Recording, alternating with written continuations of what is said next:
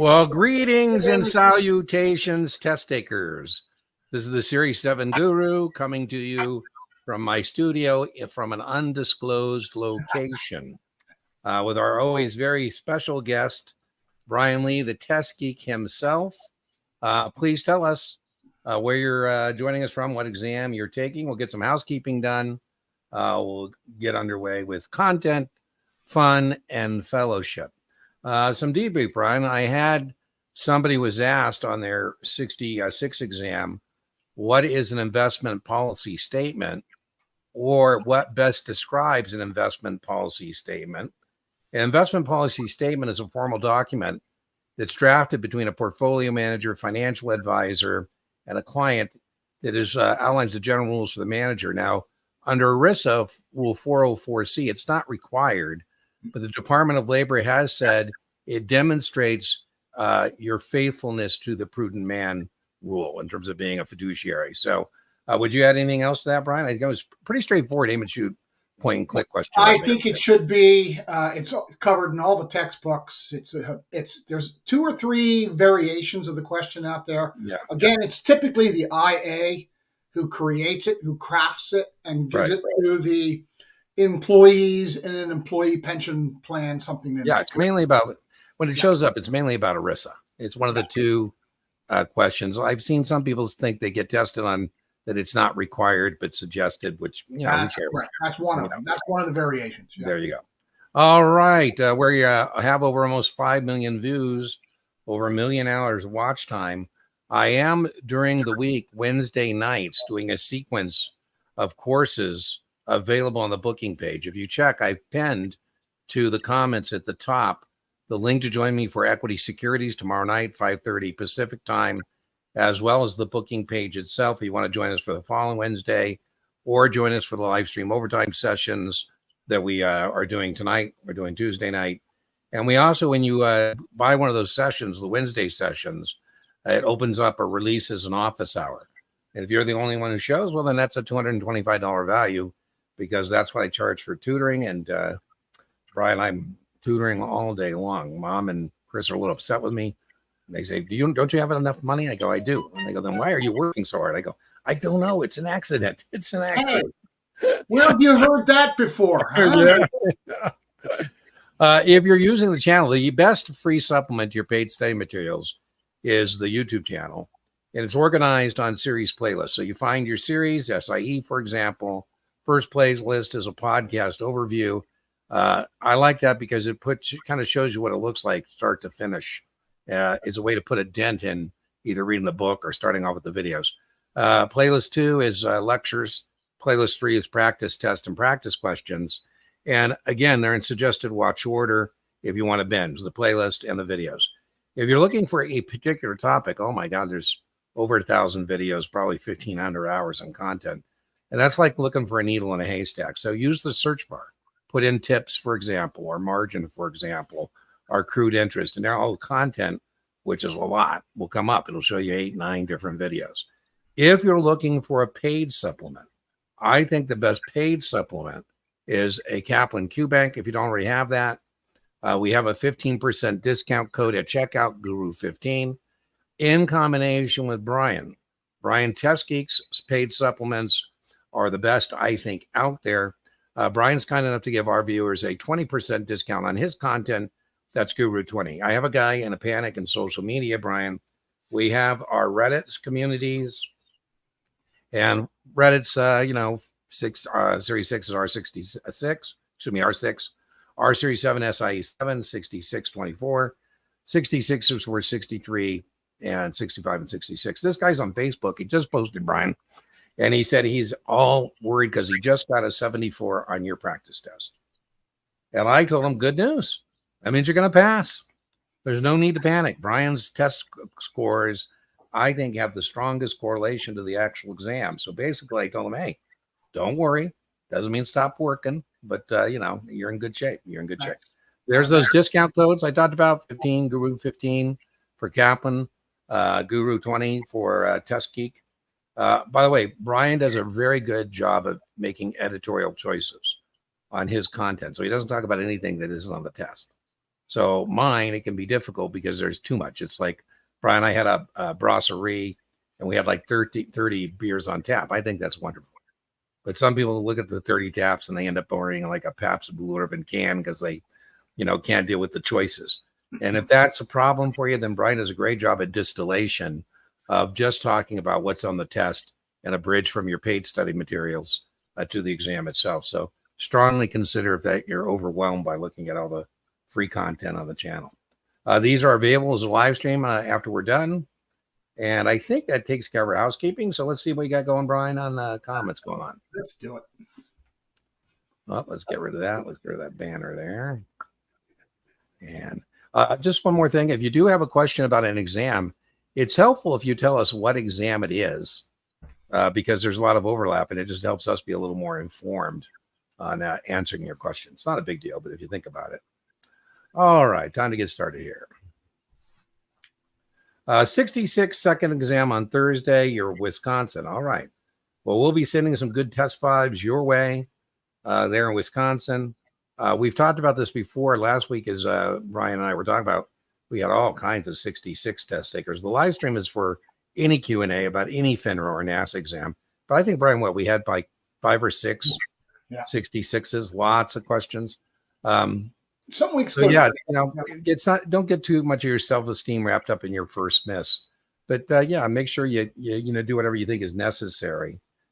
Series 7 on Friday. I'm in Colorado. Shadow, have you taken the Series 7 yet? If so, do you think the 66 or 7 is harder? Brian and I comment on this last thing. We think for some people it is much harder. And the reason it's much harder is I'm paraphrasing. I'll let Tyler Shadow answer you in the chat. But you got to take it with a healthy level of respect. You should have a pep in your step passing your 7. You deserve that pep in your step and that testing victory. But some people then go into that 66 and see enough of overlap. And I assure you, there's lots of stuff that doesn't overlap. And I think they get a false sense of security or comfort, and that can lead to missing the mark. So I think Brian, how'd you say it? I say this all my love or whatever. You had a good line last week about this. I don't know what it was. It's a good one, though. You have any comments on that? I think we talked about it. We killed it. Oh, right? Yeah. It's Just go back to the replay. Go back to the replay. Ask the Series 7 guru or go to the shorts and you'll find a couple versions of Brian and I answering that question. Hello, Dean, Series 7 from Arizona. Hotbed of Series 7 activity. There's a huge Vanguard campus in Arizona. There's a huge Schwab campus in Arizona and Scottsdale. There's also banks out there. So if you're in the securities industry, Phoenix is a good place. I have a question regarding an example you use in your mutual fund lecture. Investor uses 10K in a fund with an 8.5% sales load. I'm not sure how 915 plus 85 cents equals 10. Well, because I just said it was an 85-cent sales charge. I stipulated in the video that if a mutual fund has an NAV of $9.15 and has an 85-cent sales charge, that would mean the public offering price is 10. And then to determine the percentage sales charge, because there's 2 scenarios on the test. One is when given the NAV and the public offering price, determine the percentage sales charge. That's what I did in that lecture next. I took the pop minus the NAV, $10 minus 915. I took 85 cents. I divided by 10, and I said that was at the legal limit. So that's how I got the 8.5% sales charge. I took the sales charge. I divided by the pop. That's one scenario on the test. The other is when given the NAV and percentage sales charge, calculate the pop. Well, you do that is you take the NAV, divide by 100% or 1 minus the sales charge. So that's where that came from. Hope you found that helpful. By the way, if it's over 8.5, it can't be an open-end mutual fund. It must be closed-end. Good evening. Are all municipal bonds federally tax-free and then state tax-free if you live there? Yes. All muni bonds are federally tax-exempt because of reciprocity or reciprocal immunity. States could tax you, choose not to. Reciprocity, reciprocal immunity does not apply state to state. Margin is not T+2 or T+3. Regular way settlement between broker dealers is T+1. Reg T, part of 34, says that clients get 2 additional days. And so clients can't be bothered by a margin clerk until T+3. So regular way settlement is T+1. Reg T, customers get 2 additional days. And so that gives us T3. I don't like saying margin is T+2 or T+3 because it's not. Trade date is when we agree to terms. On the uniform practice code, settlement ownership changes hands between broker dealers, T+1. Customers get 2 additional days, T+3. I like Brian's board there. Right? You want to explain that to him, Brian? Yep, it's one of the first things that we talk about when we talk about trading, talk about equities. Absolutely. Right? Absolutely. Yep. Reg T actually covers several things. Most people recognize it as, the 50% deposit in a margin account, but it also talks about when payment is required, because all transactions essentially are on credit. Yeah. And Reg T also extension of credit. Well, Evan, payment 2 days after regular way settlement. Absolutely, Evan. 34 is not far removed from the Roaring 20s. And the Roaring 20s, broker dealers were in charge of credit extension to customers. And Evan, in the Roaring 20s, I would only make you put down 10 grand. I'd loan you 90 grand. Yeah. Woo! I'd lend you money to buy anything, new issues, options. What do I care? At the end of the Roaring 20s, there was a crash, and we decided that maybe broker dealers aren't the best decision makers about credit extension to customers. We took it away from broker dealers. We gave it to the Federal Reserve Board. So Brian's point, it says that new issues are not eligible for purchase on margin. It's considered a new issue 30 days from the effective date. We can't lend you money to buy options. It has all kinds of things, but those are the big ones, right? Those are the big ones. All right. Couture leotards. Wow, I like that. Couture. I didn't know you could have a couture leotard. Evening, everybody. Evening. Daniel, 66. I'm getting confused between registering as a state AIR or an agent. AIR is if your investment advisory firm is a state IA. Period. Full stop. Agent is registering with a broker dealer. So as a 66, you're agent of the broker dealer and either an IAR for state investment advisor or a federally covered advisor. It has nothing to do with dealing with exempt issuers and transaction. Separate subject. That has nothing to do with registering as an agent or as a IAR. That's where the security needs to be registered, right? Institutions, that has nothing to do with you being registered. Keep doing practice questions. Barry, taking the 7 on Thursday, got a 74. I think that's pretty good. 70 grand, Brian, you're looking good. Any chance you can go through a convertible bond parity example in the live stream? Barry, are you signed up for the live stream overtime session? If not, please sign up. I have a whiteboard there, and I'm more than happy to do it for you. Do you want to walk her through that, Brian, or you want her to join us later? This is one place where I deviate from everyone. That's true. You better wait. Brian has his own way of doing parity. I don't memorize formulas. Yeah, as long as he's he's not only a test geek, he's a math geek. I'm joking.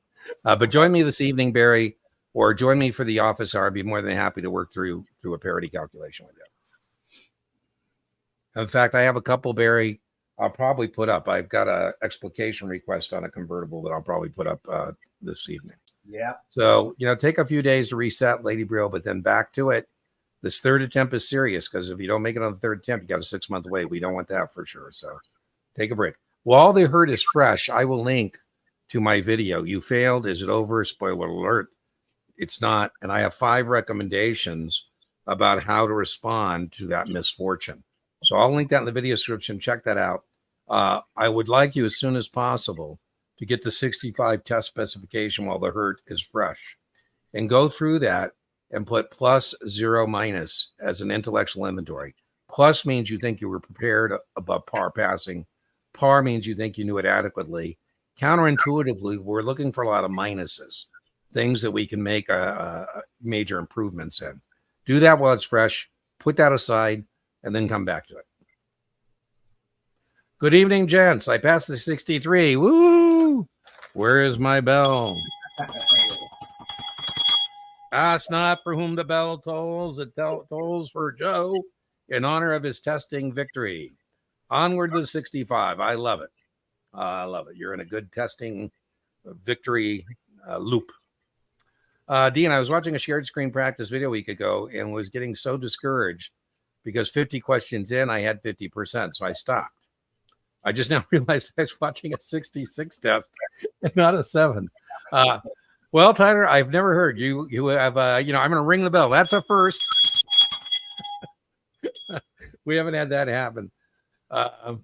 I was going to say before I got the end of the hook there, it's not designed for you to watch it and, compare yourself to others, because we have some people, who do very well in those shared screen tests. We have other people that don't do so well.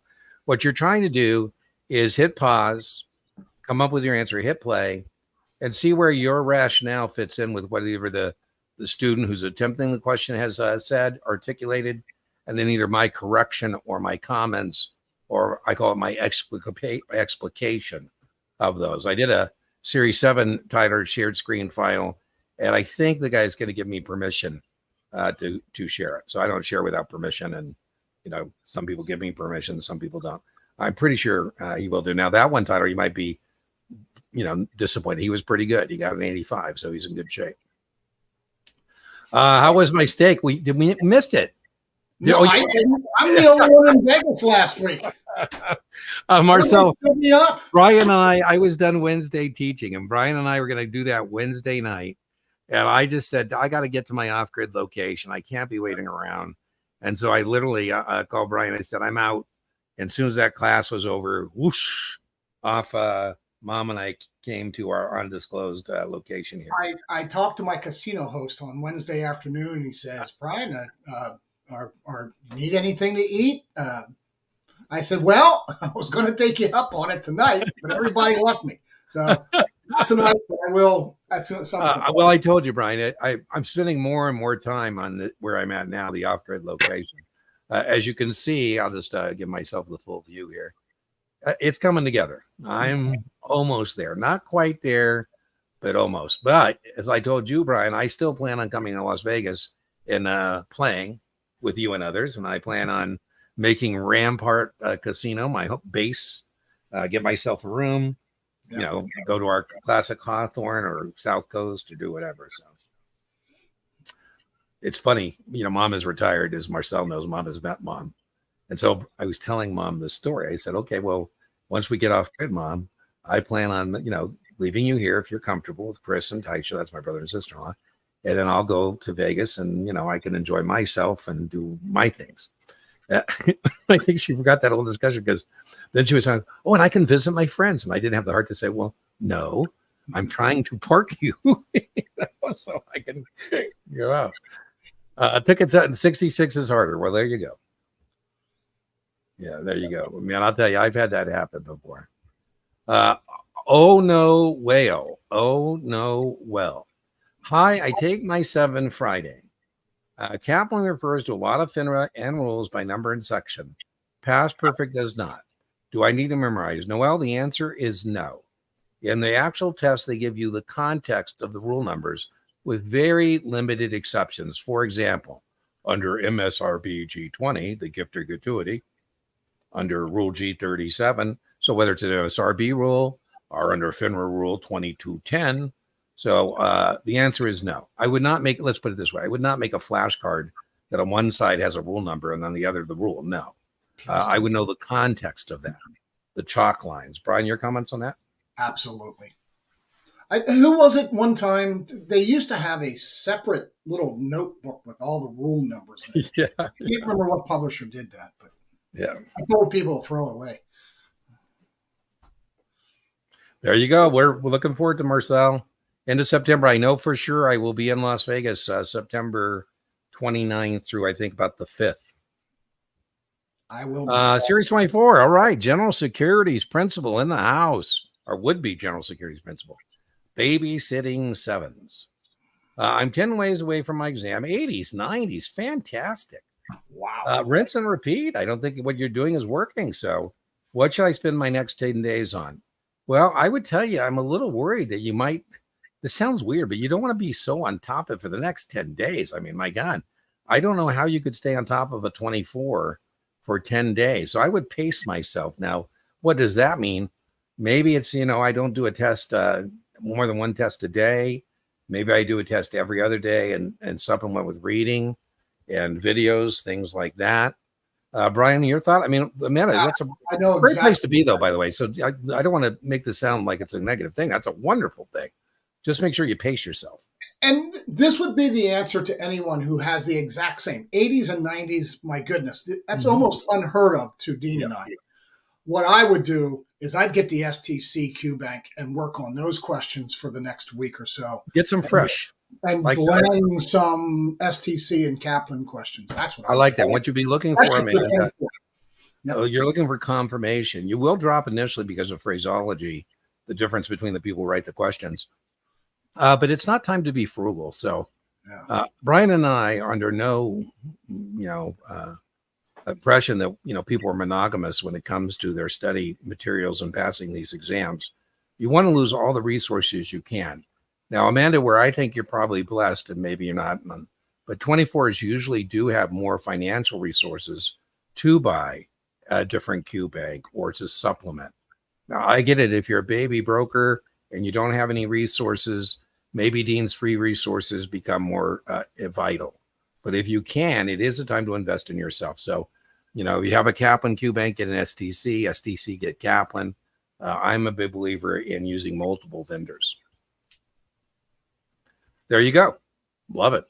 Yeah, with the code on Series 7, Guru 15, I think the Q Bank, Brian's 5580. And then Brian's comes in with the Guru 20, a little over $100. So $150, I think you got the best supplement out there. I know other people sell what should be standalone primary study as supplements. And I go, why? When you can get a Kaplan Q Bank and you get your Test Geek, and I think you're set. Does an IA have to be registered? Yes. Well, for an IAR to do business in the state, it depends, right? So if it's a federally covered IA, the IAR can do business in any state without registering unless they have a place of business. That's right. Period. Full stop. If it's a state IA, the IAR may not have to be registered because there's this thing called de minimis.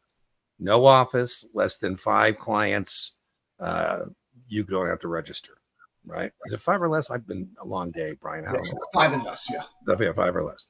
And there's that de minimis available. So I think it gets a little messier there. But the answer is, does an IAR have to be registered in the state? The answer, if it's federally covered, no. Because a federally covered IA wouldn't register with the state.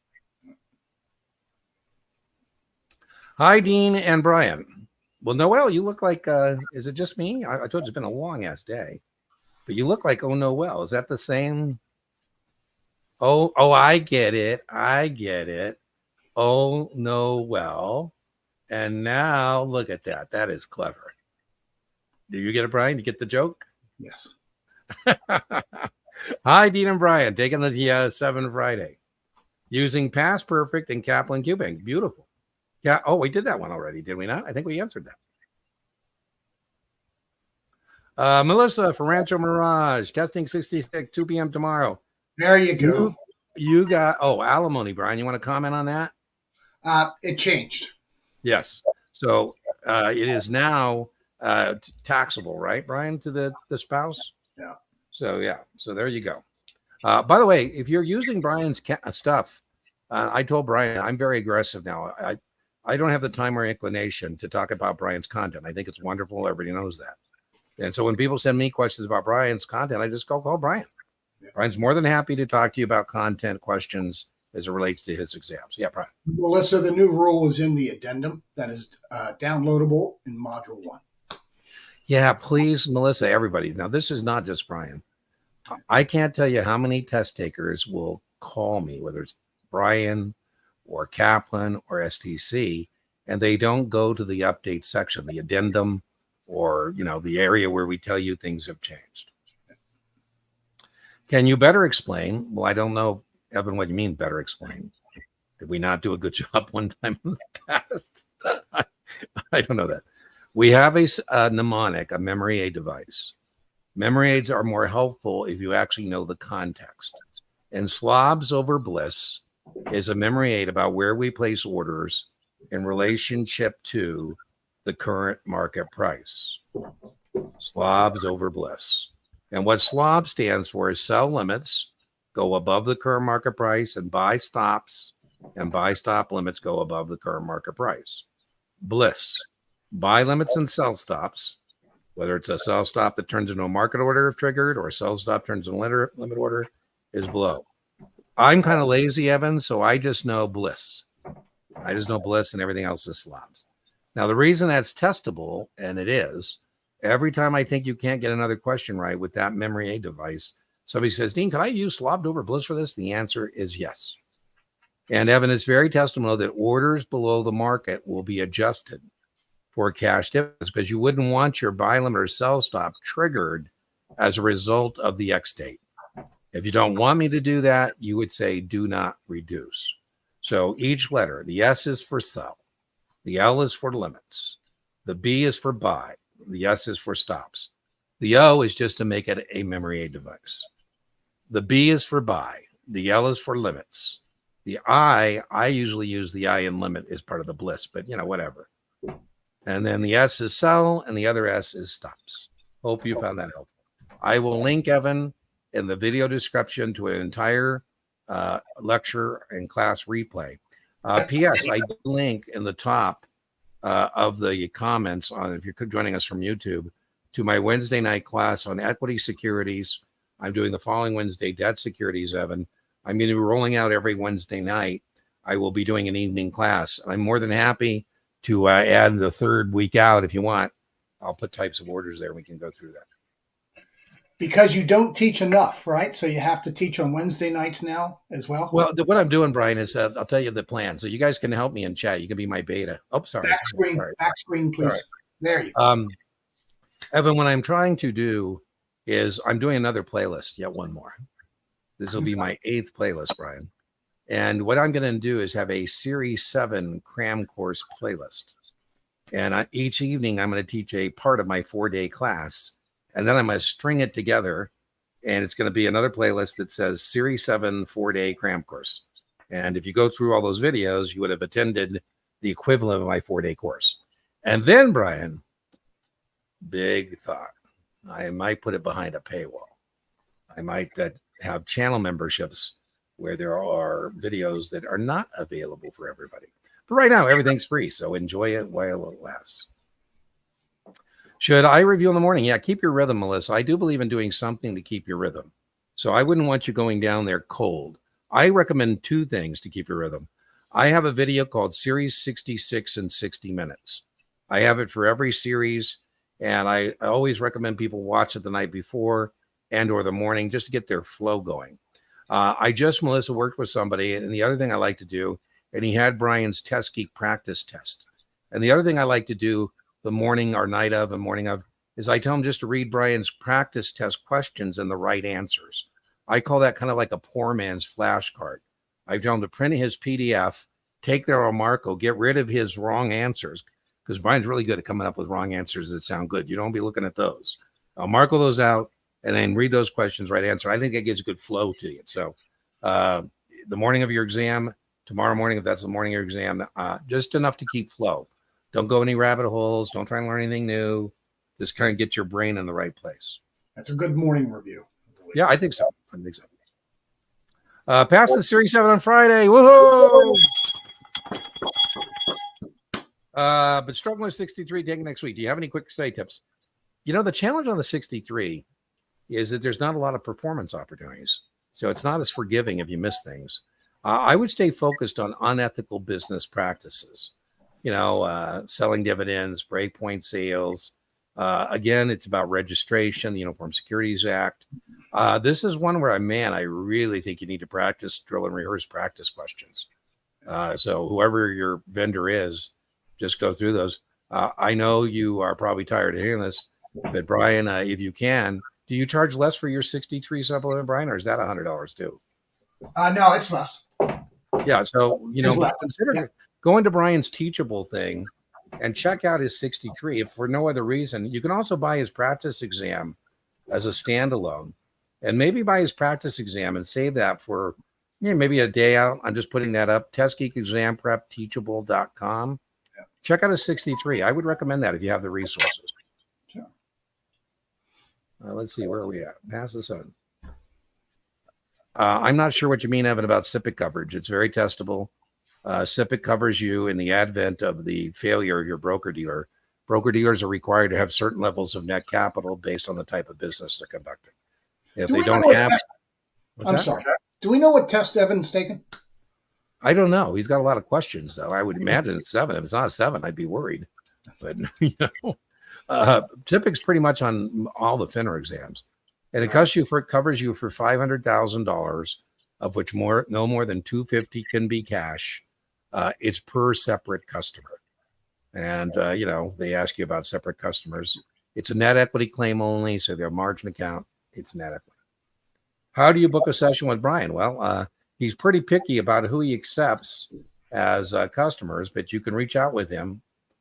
Here's his email. I think I have it here somewhere. Where is it? There we go. Is that the best way to book, talk about tutoring?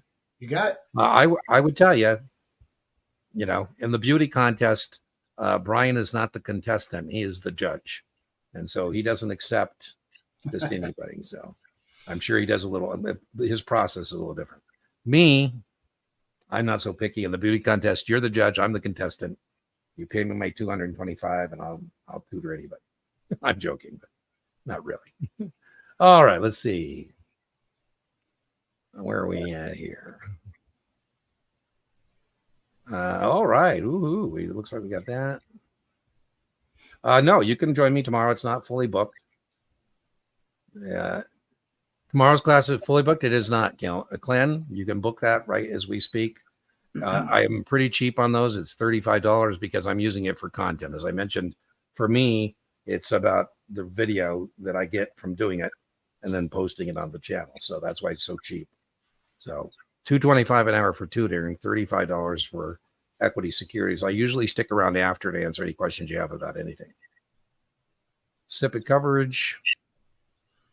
It's securities first, Evan. Securities first, and then cash. So if cash is 300 security, you go security first. There's no circumstance in which you're getting covered on the 300 cash. It's a max of 250. So they're covering securities first. Oh, man, cats, that hurts. Man, that hurts. Is that a 67 Camaro? It looks like my buddy had a car. I think that's a Camaro. Failed by 1 point. Any advice? Much appreciated. One is I score less. I told you I'm going to video description. I'm going to link to my video. You failed. Is it over? And I have 5 recommendations of what you should do. You heard the first one. While the hurt is fresh, I want you to go print out the FINRA Series 7 content outline. And I wanted you to do a debrief with yourself, an intellectually inventory of on that content outline, what you felt you were comfortable with. More importantly, things you were not comfortable with that you think you can do a better job on. Zara, woohoo! Testing victory. I don't know what your question is about tips versus trips. They're entirely different things, Evan. So the live stream is not a substitute for you reading your book and doing your own work. A tip is a Treasury inflation protected security. It's very testable.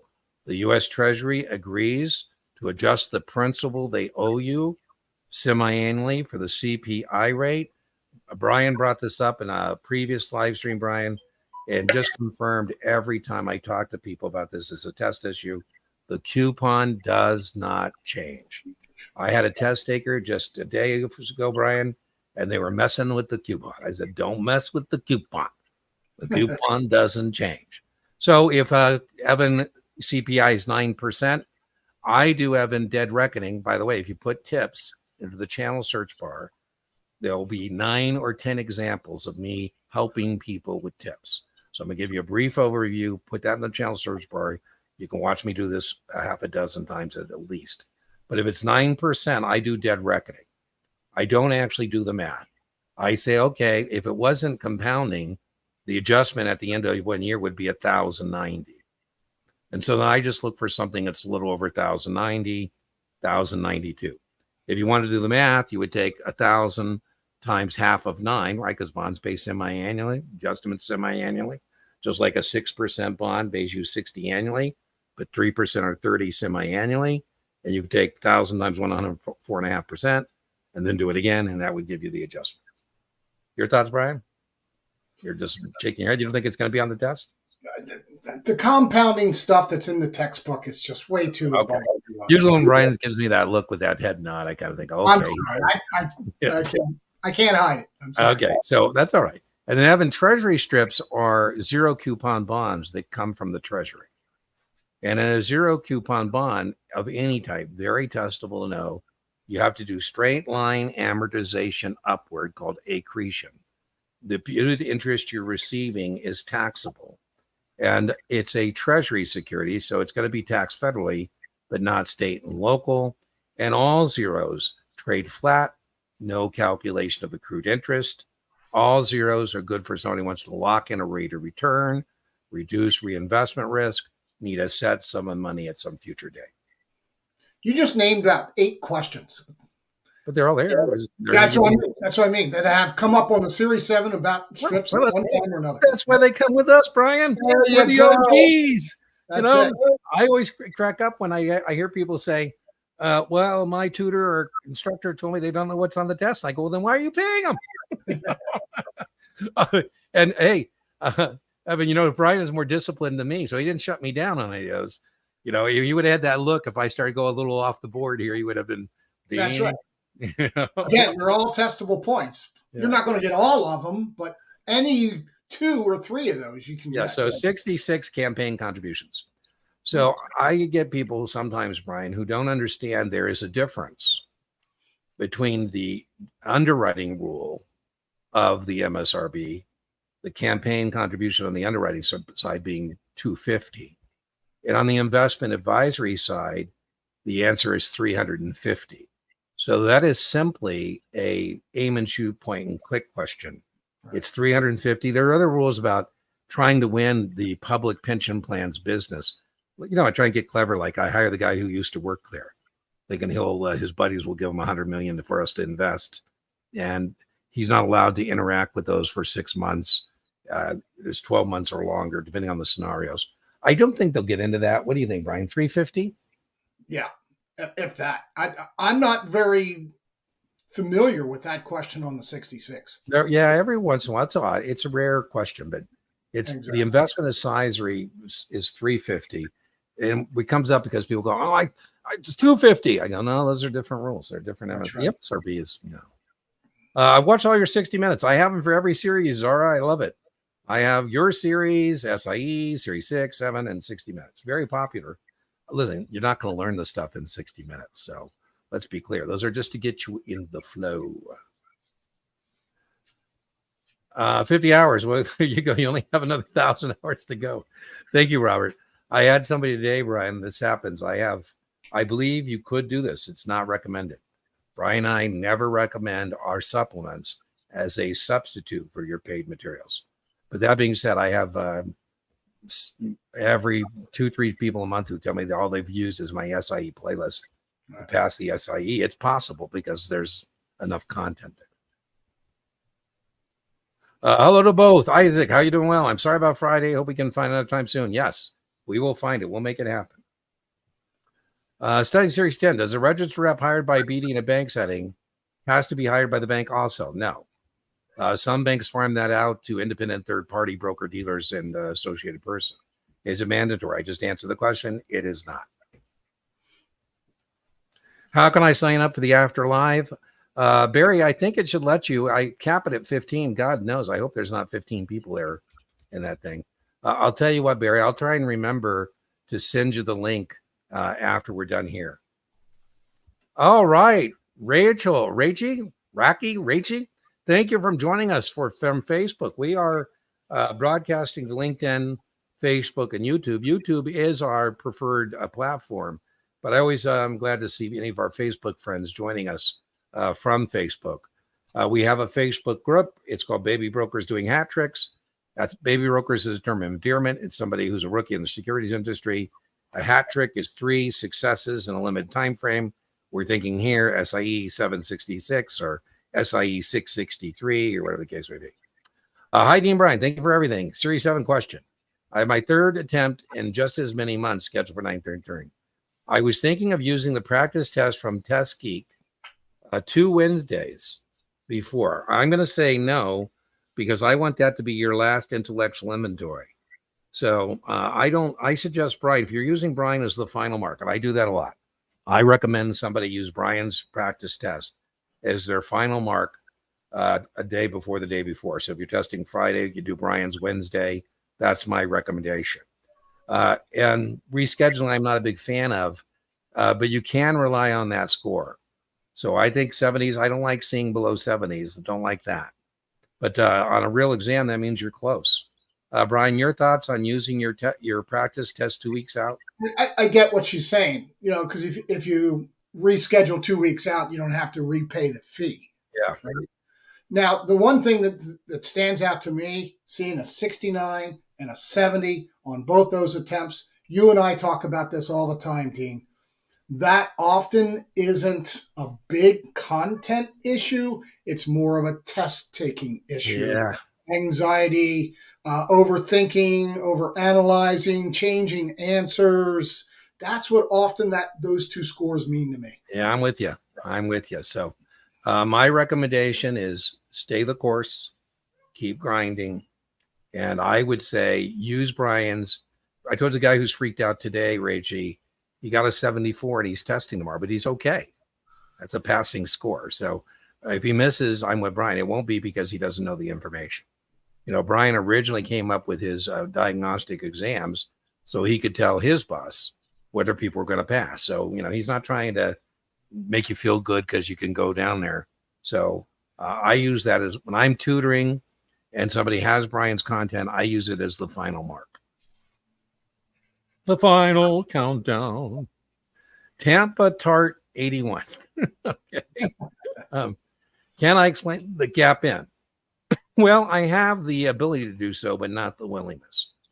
And the reason I am able but not willing is 2 reasons. If you put Cap into my channel search bar, there are all kinds of beautiful videos I produced on Cap in. So I don't think it's the venue for this, and I don't think it's as testable as test prep vendors make it. I would tell you that it's the underpinnings of modern portfolio theory and this idea of beta and alpha and standard deviation. Your comments on that, Brian? Don't memorize the formula. It has nothing to do with math on the test. I'm with you. Only 2 or 3 math questions. What do you think about the risk-free rate of return and how that factors in? Yeah. No, because it's never included in the CAPM question. Yeah. So you found it on the website. Okay, cool. See, there are parity problems. There's lots of them, Barry. But if you join us this evening, I'm more than happy to show it to you again. I have one I'm working on. Sometimes I try and be nice, but sometimes I lose it because, people will send me and I go, man, they must not be using the channel search bar because I've done that like 6 times. I still do it. I'll still do it. I probably should. I was going to say, Brian, if it was a Kaplan class, I'd probably do it because they get evaluations. But on the channel, whoop, did I miss one? Yeah. This Thursday, I've only taken 2 paths, got a 75. That's great. 81, right where you need to be. Should you take the Kaplan Mastery or Brian's test for last test? I would say Brian again, because the Mastery is a little difficult. I love the Mastery. If you don't have Brian's, then the Mastery is designed for that. So if you have the Kaplan Mastery, you don't have Brian, do the Mastery. If I have both, I'd take the Mastery. Usually you're going to take a little bit of a gut punch on that Mastery because it's tough. And you're going to take a gut punch, and it's intentional. So they're not trying to tell you at Kaplan that reflects your score. What they're trying to do is say, well, if you can pass this, then you can pass any draw of the exam. Brian's a little different because Brian's going for that correlation. That would be the reason I would say I would do Brian's last. So I would recommend Mastery and then Brian's. Do you have any thoughts on that, Brian? No, you perfect. My clever. STC for 66. There was a question on beta. Beta is a measurement of volatility, very testable on all exams, of the security as compared to the market. Market is always S&P 500. Alpha is excess returns. I don't know what the third component would be. That's it. There's beta, alpha. There's not a third component to that. Do you have any idea what that means, Brian? Yeah, somewhere in the back of my memory, someone said that. Well, I brought this up, Shadow. I brought this up. Oh, sorry, Brian. I don't know why it's putting your thing up there. I did bring this up. And the way I brought it up was I said that, okay, whatever. It's telling me that that's not there. The risk-free rate of return. So in some situations, Shadow, I might say, for example, the market return was 10. The risk-free rate of return was 3. So I could have got 3% without risking my capital. So the market return in that situation would really be 7. And then same thing on the, then they give me the return and they say, did I get some alpha? And then I say, okay, I got 19, but I could have got 3 without doing anything. So I really got 16. So that would be the only thing I could think as a potential third component. And again, we're getting Brian's shake, and I'm with Brian. I don't think it's a test issue. I think it's a vendor thing. Don't you, Brian? Yeah, I think you might be right. Yeah, I can't recall. All right. Sales supervisor in the house, or would-be sales supervisor in the house. A roller coaster of emotions. I've never been so in command of material and completely lost on others in my life. Thanks for whatever you do. You're right. That 10 is a slog, Darcy. It is a slog. So, when you get it done, it's going to be like coming up for air for sure. Right. Yeah, she just described it. That's the slog. It is. That's exactly right. Thanks for joining us, by the way. We this is for all FINRA exams. So we welcome everybody, 9, 10s, 4s, 24s, 66s. Getting a 73 on STC, 79, everything looks good. 66 on my explicated test. I'm not sure which one that is. Where do you stand? I think you're in great shape. I think it's a great shape. I don't like seeing below 70s, but 73, 79, all good. Brian will sell you his practice test, the PDF only. I think it's a little over $20. He's also given us permission to do it on the channel. So why don't you, if you don't want to buy it from Brian, go on the channel, hit pause, answer, hit play, get another score on the test geek and see where you're at. Ignore the name. Which one? No whale. No whale. Or Noel. Which one are we supposed to? I'm sorry, Noel. I can't unsee it. I've already seen it, so I can't unsee it. Can you go over structured products as it relates to the exam? Gustavo, that's just such a huge thing. I don't know. That's more like a 2-hour tutoring session than a 1-hour evening Q&A. I would say structured products. What I would have in mind here is ETNs and ETFs, particularly the ETFs that are 2X ETFs or inverse ETFs. The main question about these structured products that aren't plain vanilla, things that are tried and true and been around for a long time, is heightened suitability on structured products. And they're more of a trading vehicle than they are a long-term investment vehicle. Right. Would you add to that, Brian? Absolutely. We talk about this, probably once a week. Yeah. Absolutely. It's almost always a suitability issue. Mm-hmm. The leveraged ETFs include derivative products and all sorts of things that are trying to enhance return, basically. And for an ETN, it's not going to be suitable for a fixed investor, a fixed income investor, when it's tied to an equity market, also hedged with options and futures. It's a short-term trading product. It has a much higher risk profile. It's not. Yeah. That's it. That's basically. You just said the same. If you want to get people mad at you who work in this area, structured finance, I say, hard to believe you can make such a living just carving up pieces of paper. Whereas investment bankers like myself in my day, we originate, allocate, and manage real capital, not carving up CMOs or doing inverse floater ETNs, you know, crazy. So I got it. Thank you. All right. Raviella coming from Facebook. Thank you so much for joining us from Facebook. How would you approach studying for 63? You've read the book multiple times. I love that. Test taking, I really believe. So 63, you just got to practice, drill, and rehearse. You got to, if you're getting mid 80s, Raphael, just do what you're doing, rinse and repeat. You got to get to where you're aiming to shoot and point and click pretty quickly on those 63 questions. I will link, Raphael. We had somebody else. I have a video. It's very popular. It's one of my favorite videos too. Surprise, Brian. Not all my favorite videos end up being favorites of our viewers. I make beautiful videos, I think. I have a one that it's all the bearish transactions, and you know, I think it should be popular. It's not. But I attempted successfully to teach my 4-hour 63 class in 90 minutes. And Raphael, I call that the mighty 90. It's the entire 63 in 90 minutes. I will link it in the video description. Watch that.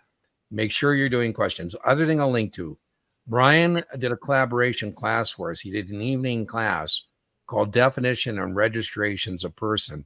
It's another video that our viewers have said have been very helpful for 63, 65, 66, because that component, the Uniform Securities Act, is the same on all those exams. So the mighty 90, the link to the video Brian did for us evening class, I'll link that, and it's appropriate for your 63, also appropriate for 65, 66. Anything else you would recommend, Brian? Otherwise, she's doing exceptionally well. Yeah, absolutely. Absolutely. Yeah. No 66 swaps. Absolutely not. I'm scoring in the 60s for the SIE. I did do not struggle on one topic. More of anything. Well, the biggest thing is investments. So we'd like to push that to 70. I don't know where you're at, but your point, if you're on all the topics, it's not one topic. That just means you got to push everything above 70. So you got to do what we call remediation. Jake, I hope you have a Kaplan Q Bank. If you don't, go buy one. The reason I'm suggesting that is because the Kaplan Q Bank will help you identify your weak areas. There's a tracker, a performance tracker, that will help you knock out those topics. Not one topic, but as many topics. It'll tell you, okay, let's knock this one out. You put that in the intellectual ownership category using the performance tracker. You knock out the second, knock out the third, so on and so forth. So I would highly recommend, if you don't have the Kaplan Q Bank, buy one. If you have it, turn to the performance tracker. That'll help you kind of figure out where you need to do some more work to bring all that up. What do you think, Brian? That's absolutely right. Absolutely right. It's the best tool out there. Is that performance tracker on Kaplan's Q Bank. Yeah. I'm not sure, Lady Brill, what advice I gave that you missed. Put it back in the chat and I'll answer again. You're welcome. Is there a range I'd be shooting for on Kaplan quizzes?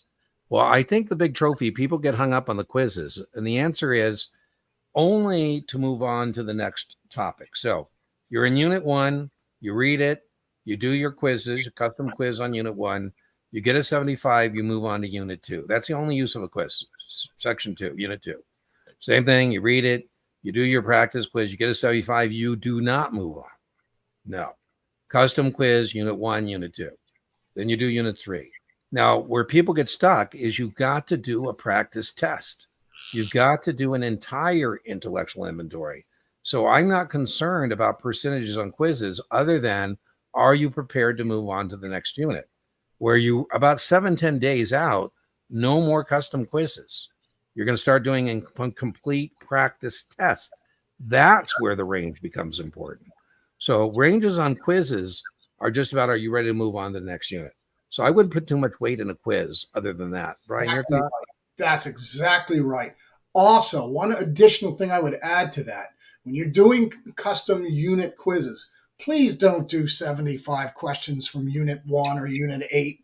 You need only do 10 or 15 to help, right? And if you get a 55 on that, then you can do another 10 or 15 or so. But please don't do 75 questions per unit. It's not necessary. Just like Dean says, we want to get through that material. We want to lay a foundation and then take the intellectual inventory, use the performance tracker, find the weak areas, backtrack into those weak areas. It's exactly what you need to do. Yep. Do you think I should memorize everything that's good on the ADV form? Absolutely not. No. Particularly if you're taking 63. The 63 is more focused on broker dealers and agents of broker dealers than it is investment advisors. Form ADV Part 2, yes, is a disclosure document. But on 63, I think it's a waste of your time. I think there's more target-rich environments. Brian, your thought on Form ADV as it applies to a 63? Absolutely. For the 63, you don't need to memorize much of that at all. I'm kind of wondering what material she's using.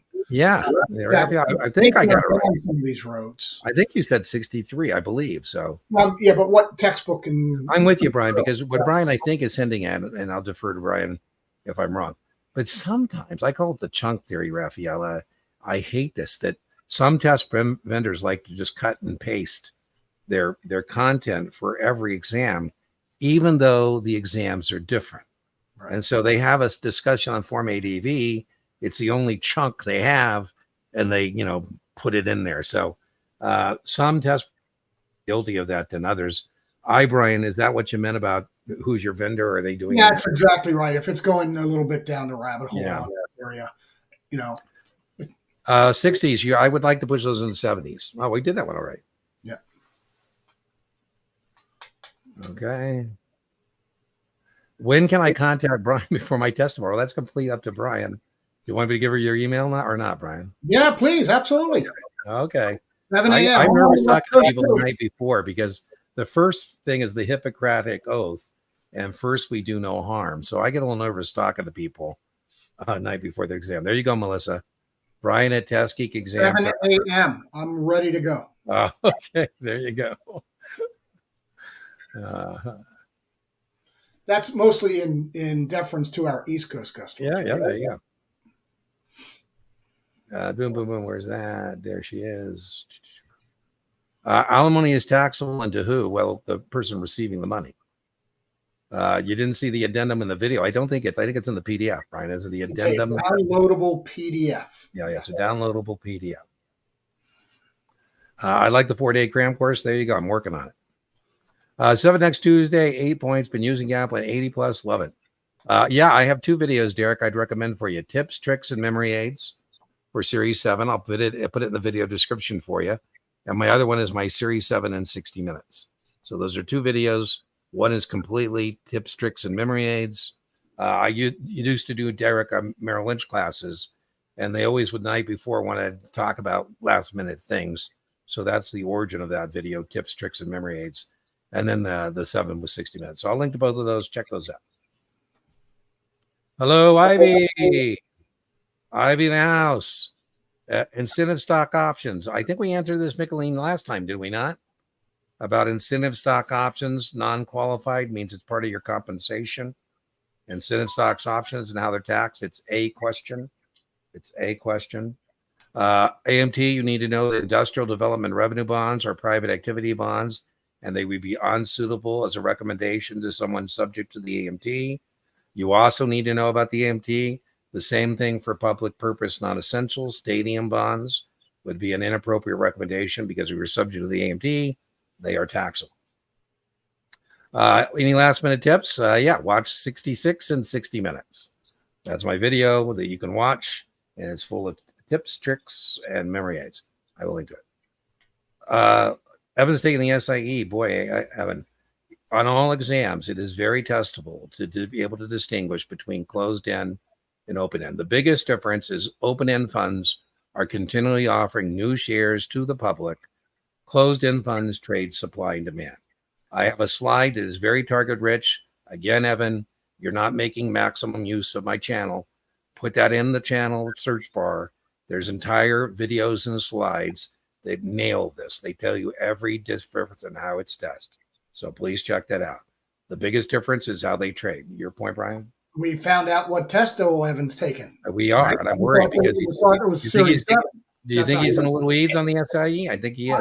Well, it can be, depending on it. He's getting into slobs. Ivy, the class tomorrow is 5:30 Pacific time. 5:30 Pacific time.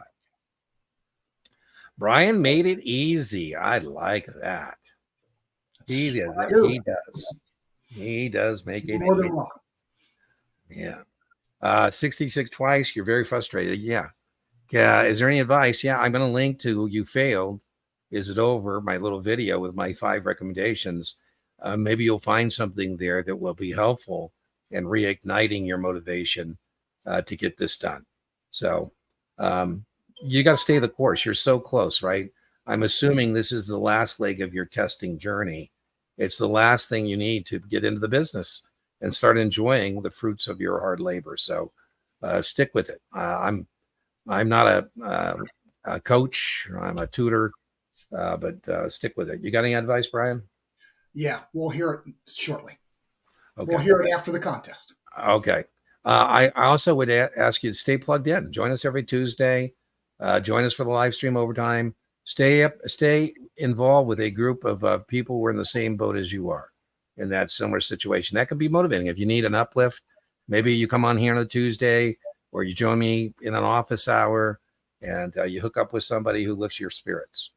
Even myself, sometimes I need my spirits lifted, and every once in a while somebody will send me a nice little comment. I go, hey, thank you so much. I don't know. I'm a big believer in making your own flashcards. I know some people use Quizlet, but I think part of the process is you writing your own flashcards. I think it's almost time. It's 6 o'clock. Hi, both. New to the channel for Series 10. It depends. You can reach out to either one of us, Tessa. I have a Series 10 playlist. I'd start there. So check out the Series 10. It's a 9-10 playlist. I haven't separated it yet. So there's lots of free content on the channel. Brian and I both help people with Series 10. So either one of us. So he's pointing to me. I guess he's saying, Dean. Yeah, I point all the Series 10 because I want to concentrate on the others. All right. So I'm your person, I guess.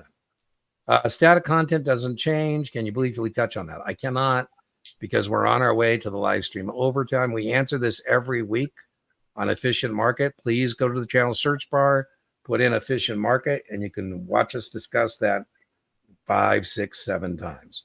All right, Brian, what's the word for our drawing?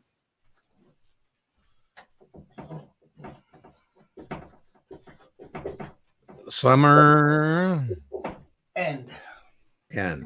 Now you have to put this in the chat. What you win, let me just get this in here. Summer. One word. Let me go find that. Share screen. Boom. You have to put it in the chat. And what you win is access to our, let me get rid of the comments there. Let me put, you got to claim within an hour. And you win free access to my office hour. My office hour is for paid students. And if you're not a paid student, you get access to that. That's a $225 value. You also get a scholarship into a class, any Wednesday evening class I'm teaching. Don't call me 6 months later and say, Dean, how do I register? To register for the office hour, you just go to deantenneytutoring.setmore.com. I pin that at the top of the chat, and it will let you register to that. So you don't need to do anything other than send me an email saying I'm claiming my prize. For the class, you'll have to have me send the link because that's behind a paywall. All right, we've got 20 entries. Here we go.